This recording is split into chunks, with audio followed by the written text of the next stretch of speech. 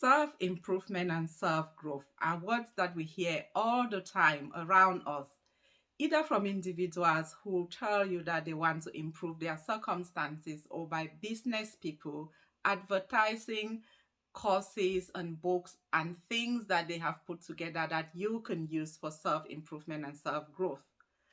And today I want us to look at these words and see what they really mean and how we can use them. Self-improvement, like renewing, upgrading, rebirth, means that something is already existing, something of value that you want to add value to, that you want to take from this level to a higher level of expectation.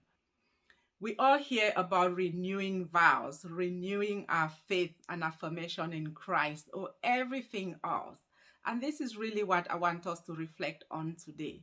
What do you understand by improvement? What does that mean?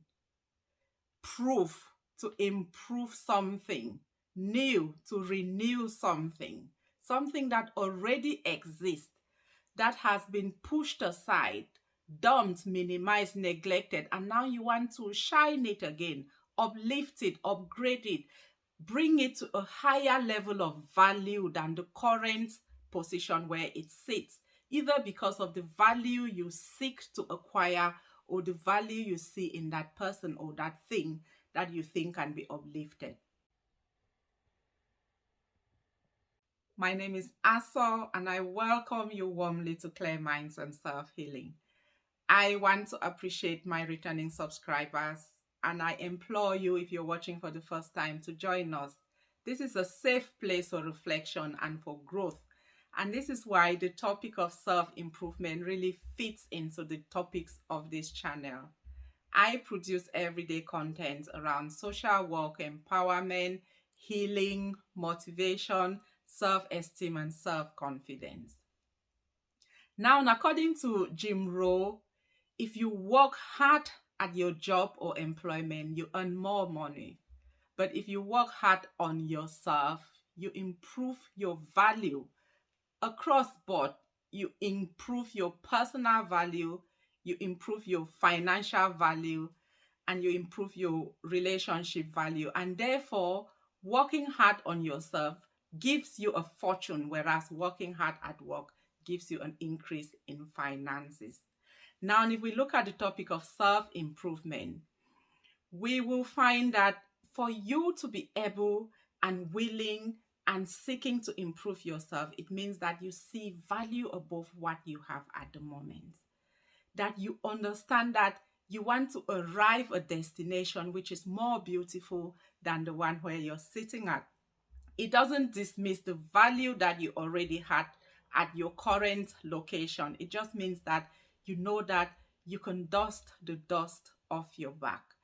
That health and life and trauma have chipped away the value that you know you deserve, and you want to get to a better place, a happier, a healthier, a more confident, a more educated, and a higher level job or wherever it is that you want to move into.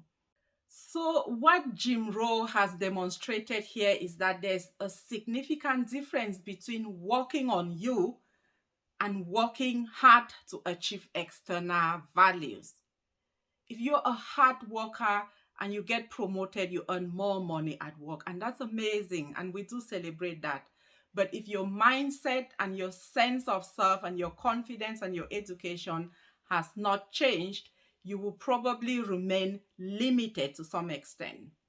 But if you work hard on yourself and you improve yourself, your value will change to you, to that employer who will be happy to increase your pay, and to a whole lot of other employers within that market space.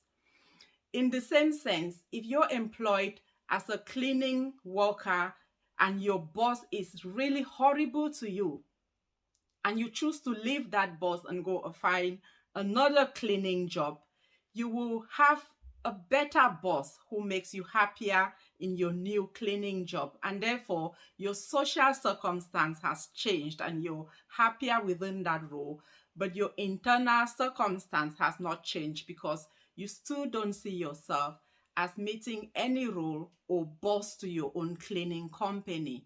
And therefore, though the value is not related to that job, your value in yourself and how you view your circumstances in terms of establishing yourself within that market space of cleaning has not changed.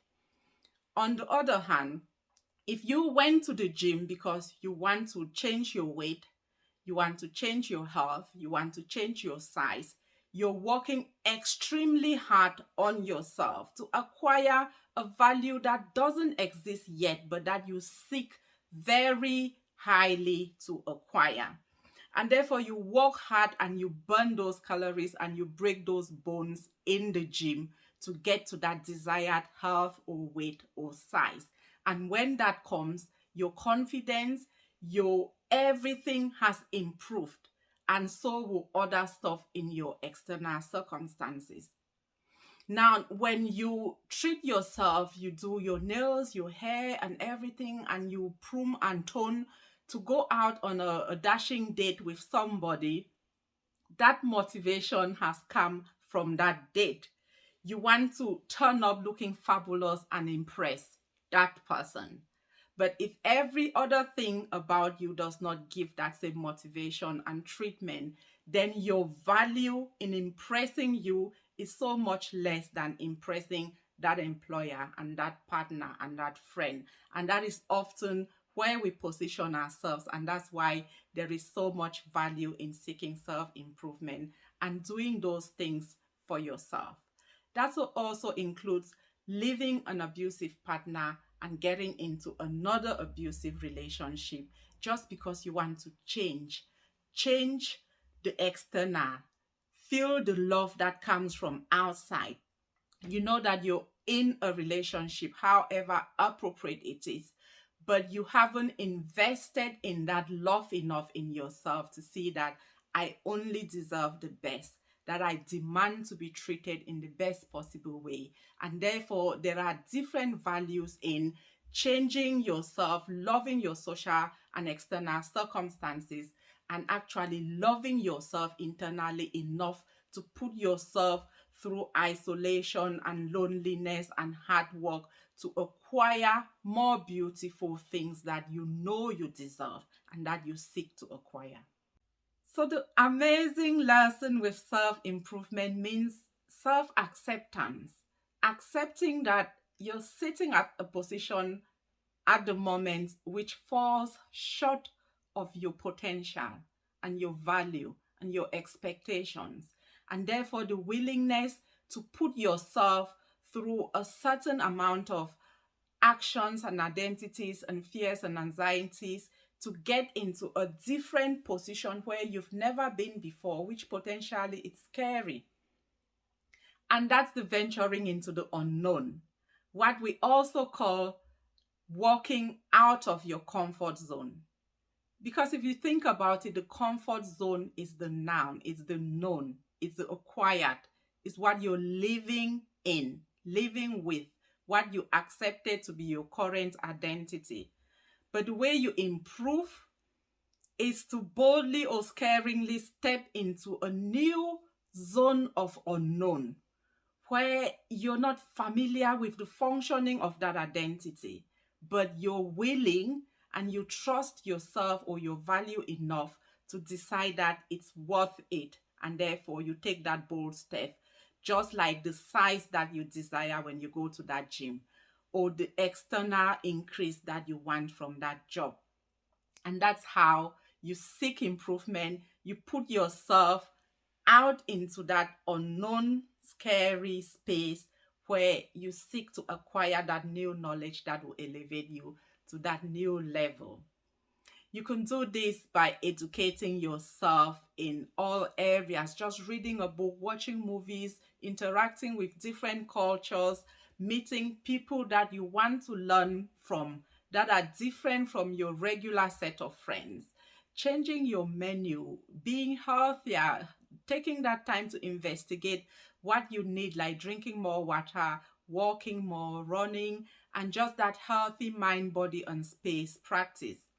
You can also do that by improving your relationship status or standards, starting by how you give others, how you let go of things, how you forgive, how you build that healthy space from within out in terms of this is what I'm giving, this is what I'm letting go, this is what I'm inviting into my life, and this is the expectation of health and wealth that I seek for myself and that I give to those around me by my own example. There's a whole list of self improvement things that you can just Google and practice and get yourself into that space of pushing one step at a time to get out of your current beautiful enough environment and seeking even higher heights that you're yet to explore and experience until you arrive those new zones of activity and identity. This is really what embodies us as humans as you go from age to age, as you go from status to status, and as you go from single to married to parent, seeking that knowledge and information that enables you to grow with every inherited identity. I hope that you found something useful or practical from this and that you will start to implement and share this video to encourage other people to do the same. Please subscribe and come back next week for yet another motivating video. Your comfort zone is your noun, where you're sitting, what you know, your emotions, your values, your identity, until you choose to step outside the beautiful, massive unknown, to grow, to be inspired, to develop, to learn, to succeed, and to acquire new skills, new identities, new friends, new platforms.